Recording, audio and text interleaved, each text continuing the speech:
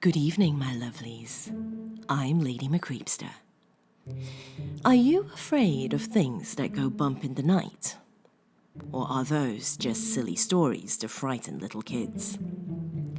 In this evening's tale, by Redditor UrnTold, one little girl is about to find out. So come, lean in closer, and we'll begin.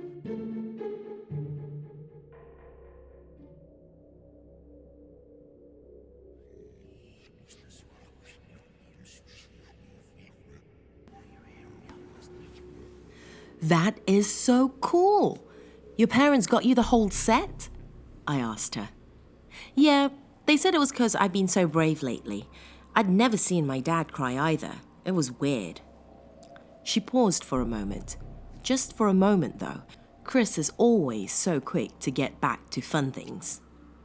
Hey, let's build them into 2 giant ones, she beamed. My friend Chris had been sick lately. At least, that's what her parents said. She sleeps a lot, but apart from that, she seems to be the same to me. Her parents aren't as funny as they were before she became ill. Daniel, her brother, is the same though. He's a couple of years younger and so annoying. Despite all that, I was excited. We were finally having a sleepover like normal. We hadn't had one for months. Probably not since my 10th birthday. Their new house is so cool looking. Chris's bedroom is up 2 sets of stairs, which are all super creaky, by the way. It's a really old house. They said it's Victorian. We were getting ready to sleep after a really fun day.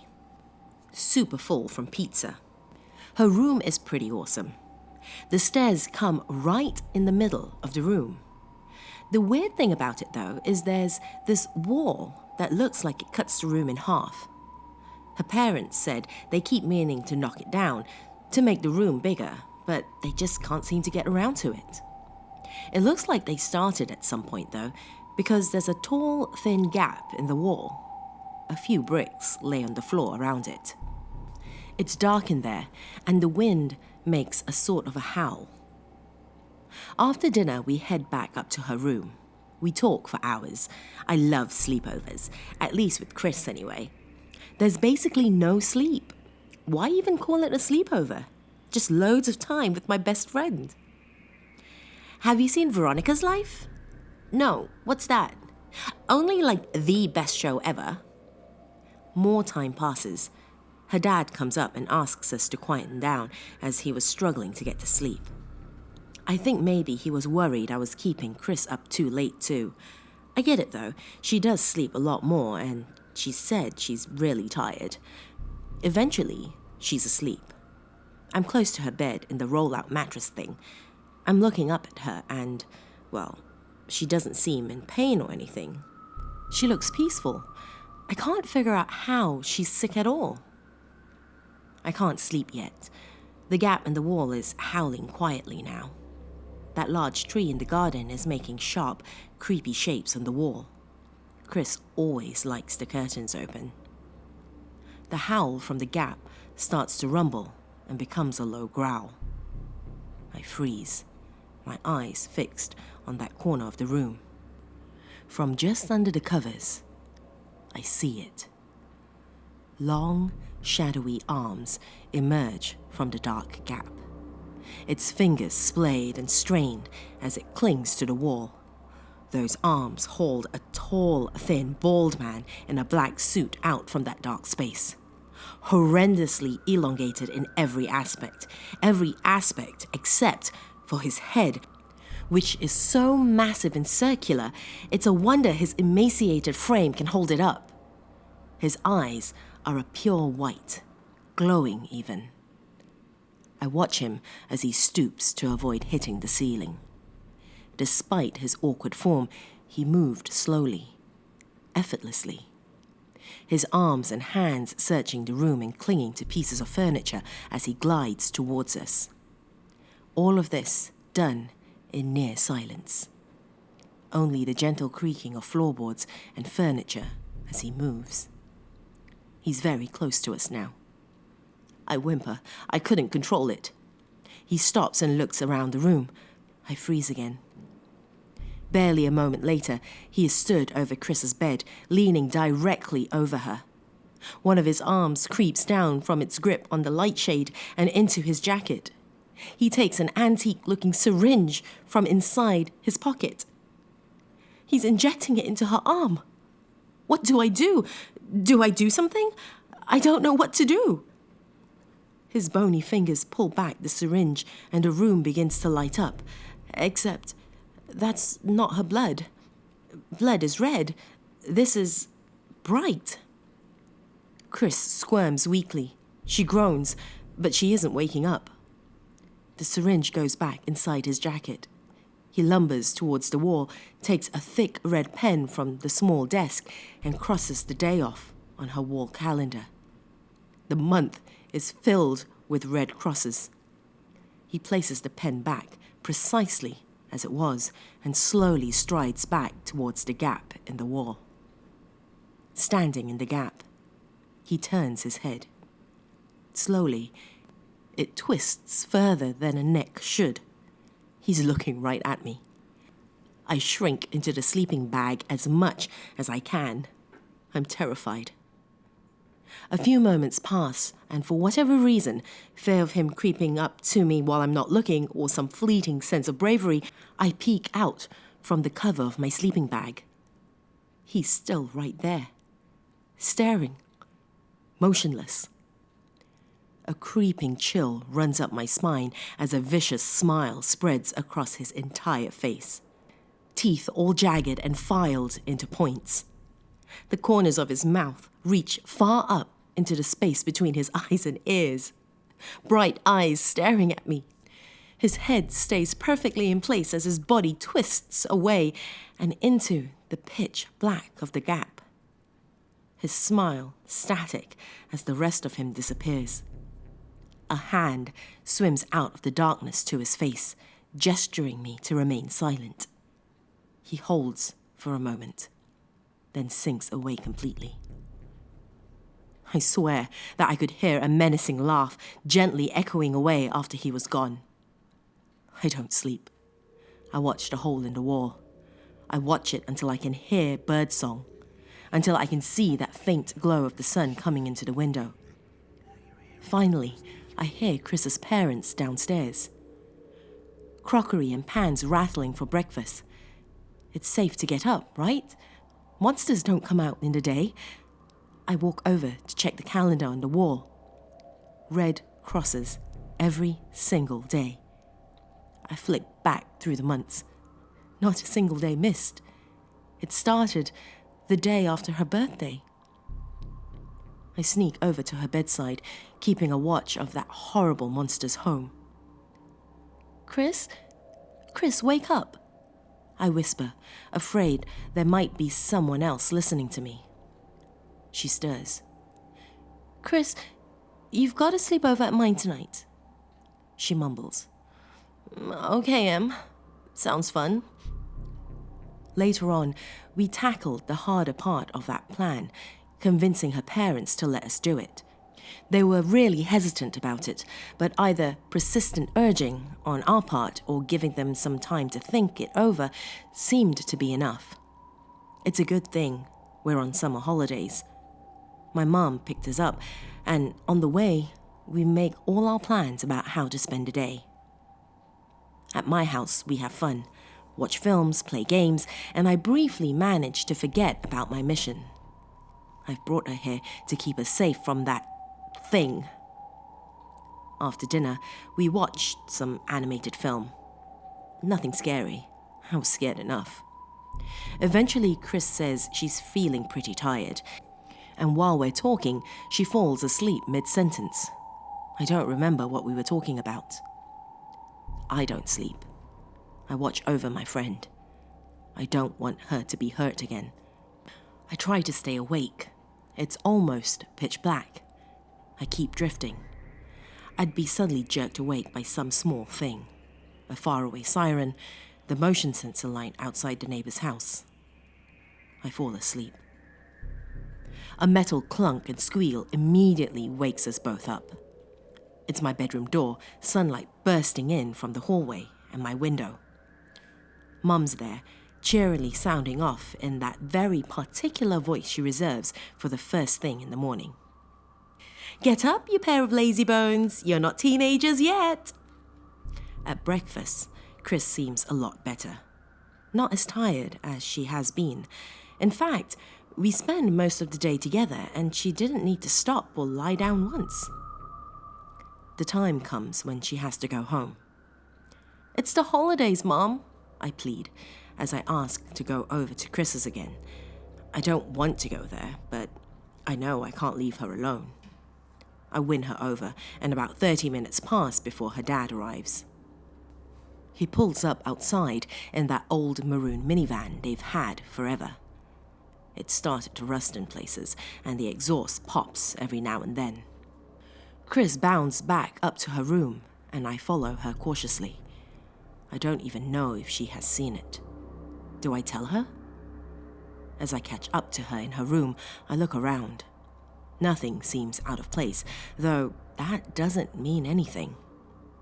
Importantly, I have to check the calendar. There's no Red Cross for yesterday.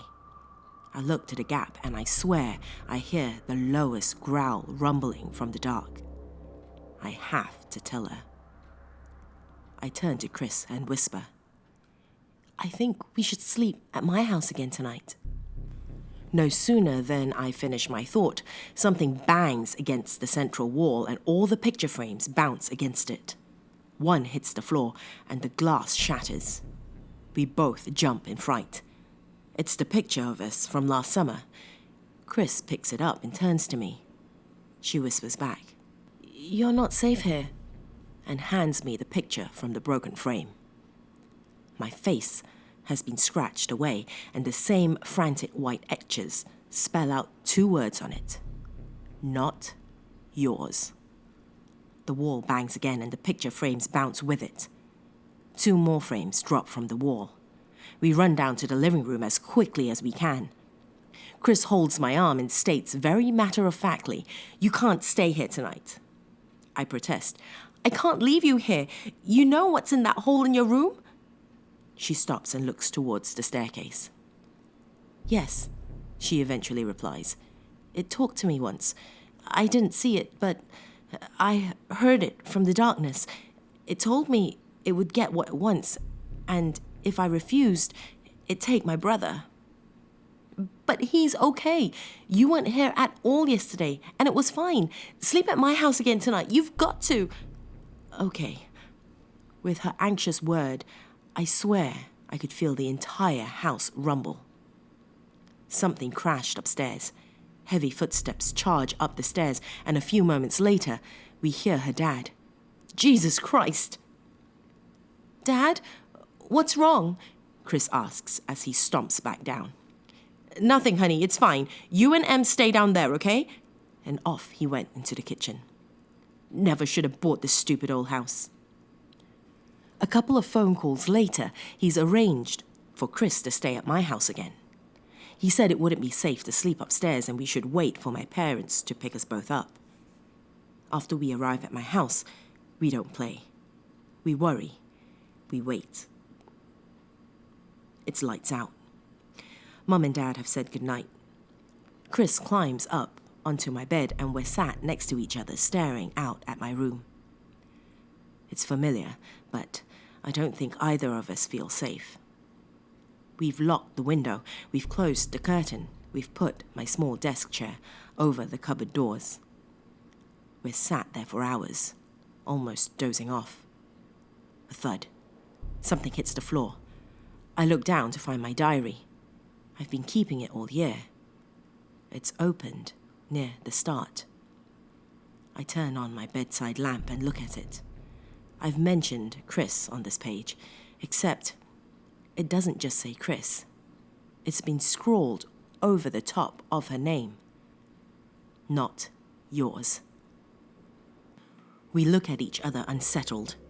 I turn the page, and I keep turning. The howling wind from Chris's room whines and whips up in my own. Over and over I turned the pages, and every time I'd written her name, those same angry letters are written again. Not yours, not yours, not yours. I turned to the next page. I've not gotten this far, but the pages aren't blank. 4 giant words are scrawled across both pages. Not yours. Found you. A bang wobbles the wall where my window and wardrobe are, and again, louder this time. The wall seems to push inward. We clung to each other at the top of the bed. That howling wind surrounds the room. The cupboard creeps away from the wall. Long fingers burst out from the wall behind it, clutching and digging into anything they can find. I know what they're looking for.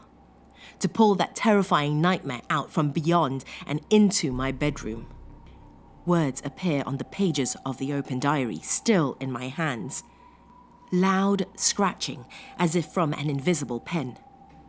Come to get what's mine. Take you both. Chris grabs me. Emily, take my hand. We lunge out of the bed, standing opposite the cupboard. The wind shrieking at us, still growing louder. The arms getting longer from behind the cupboard as its fingers crawl outward. Come on, she screams at me, and we both charge at it, knocking the furniture backwards. Its fingers curl up, and its fingernails grind into the wall as it's pushed back into the gap. We're pressing against the front with all our might. It growls and scrambles back out as far as it can. The air is screaming around us like a nightmare. The wardrobe splinters and cracks. One of the hands has been clawing forward along the wood and is a hair's breadth from me. I was unaware it was even reaching for me until Chris yanked me away from it. We back up and charge again. This time, that thing's syringe drops onto the floor. Barely a second passes and Chris is already bolting to the other side of the room. She grabs my lamp and rips it away from the wall, smashing it against the syringe. The wind stops. The wardrobe rattles to a standstill. Those long arms disappear back behind the wall. There's a little pile of brass and metal and glass and a small mess on my floor. We look at each other. Before creeping back around each side of the wardrobe, there's no gap, no hole in the wall. It's like the creature was never there. All we can hear are paper scratches. My diary again. The page is blank except for 4 words. Your fault. You chose. Everything was calm until the blue flashing lights started outside my window and we saw a police officer coming to the house.